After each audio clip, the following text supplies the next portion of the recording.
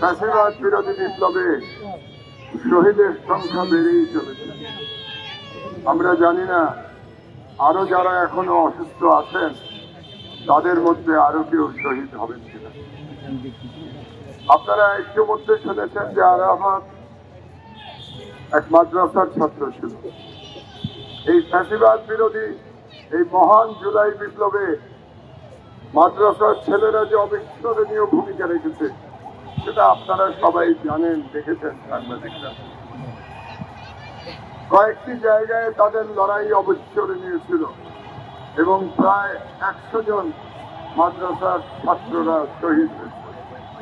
কিন্তু দুর্ভাগ্যবশত আমরা মিডিয়াতে দেখেছি যে তার তুলনায় তাদের স্বীকৃতি কম। মাদ্রাসার যে এত ছেলেরা শহীদ হয়েছে, এমন বিরোধিত লড়াই করেছে ফাঁসিদার বিরুদ্ধে, তার স্বীকৃতি আমরা খুব একটা এখন পর্যন্ত দেখতে পাই না। আজকে হয়তো আমাদের চোখ খুলবে আরাফাত শহীদ হওয়ার পরে।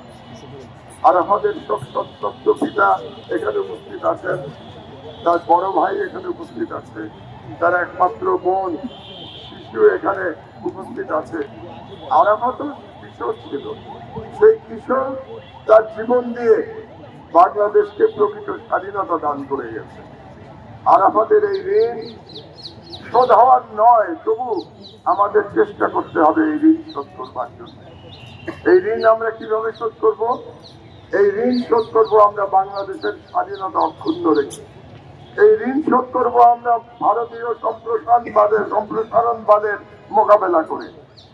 এখনো দিল্লি থেকে ষড়যন্ত্র চলছে, আপনারা জানেন। এই ষড়যন্ত্র আমাদের ঐক্যবদ্ধভাবে মোকাবেলা করতে হবে। এই ঋণ আমরা শোধ করব আমরা প্রত্যেকে আরাফাতের পরিবারের পাশে থেকে যার যতটুকু ক্ষমতা সেই ক্ষমতা নিয়ে এই শহীদ পরিবারের পাশে আমাদেরকে থাকতে হবে। তাদেরকে যেন আমরা কখনো ভুলে না যাই। আমাদের মনে রাখতে হবে, একটু আগে বলেছেন আমার ভাই, যে শহীদকে কখনো মৃত বলা যাবে না, তারা সর্বদা জীবিত। সুতরাং আমাদের মনে রাখতে হবে আরাফাত আমাদের সঙ্গেই থাকবে, কিন্তু তারপরেও আমরা তাদের স্মৃতিকে কোনোদিন অমলিন হতে দেব না ইনশাআল্লাহ। এবং আমরা জানি যে এই আলেম সমাজ সেই 2013 সাল থেকে রক্ত দিয়ে এসছে এই হাসিনার বিরুদ্ধে। শাপলা চত্বরের গণহত্যার কথা নিশ্চয়ই আমরা ভুলে যাই নাই। এই শাপলা চত্বরের গণহত্যার মধ্যে দিয়ে হাসিনার এই ইসলামের বিরুদ্ধে আক্রমণ শুরু হয়েছিল, এটা যেন আমরা স্মরণে রাখি। শাপলার শহীদদেরও যেন আমরা ভুলে না যাই। আমি সরকারের অনেক প্রভাবশালী ব্যক্তি এখানে উপস্থিত আছেন, তাদের কাছে আমি আহ্বান জানাবো, দাবি জানাবো যে এই সবগুলো হত্যাকাণ্ডের বিচার হতে হবে, এই সবগুলো গণহত্যার বিচার হতে হবে। 1 নম্বর দাবি। 2 নম্বর, যারা শহীদ হয়েছে সেই সমস্ত পরিবারের পুনর্বাসনের ব্যবস্থা করতে হবে।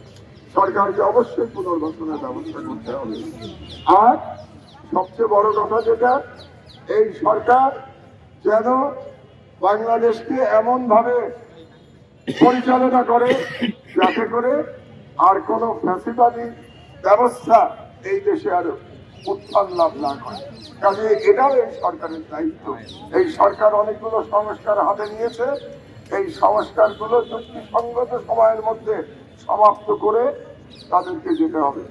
এই সংস্কারগুলো যদি তারা সমাপ্ত করতে না পারে তাহলে এটা শহীদের রক্তের প্রতি তাদের ঋণ শোধ করা হলো না। আমার বক্তব্য আমি দীর্ঘায়িত করবো না, শুধু বলতে চাই শহীদ আরাফাত আমাদের কাছ থেকে চলে গেছে, কিন্তু শহীদ আরাফাত আমাদেরকে স্বাধীনতা দিয়ে গেছে। শহীদ আরাফাত আমাদেরকে উজ্জীবিত করে গেছে। শহীদ আরাফাত আমাদেরকে শিখিয়ে গেছে কিভাবে দেশের জন্য জীবন দিতে হয়, অন্যের অধিকার প্রতিষ্ঠা করবার জন্য এই কিশোর বয়সে জীবন দিতে হয়।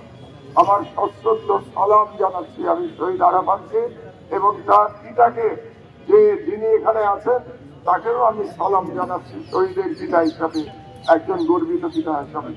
আমরা আমাদের আপনাদের সাথে থাকবে ইনশাআল্লাহ। আল্লাহ হাফেজ। বাংলাদেশ জিন্দাবাদ।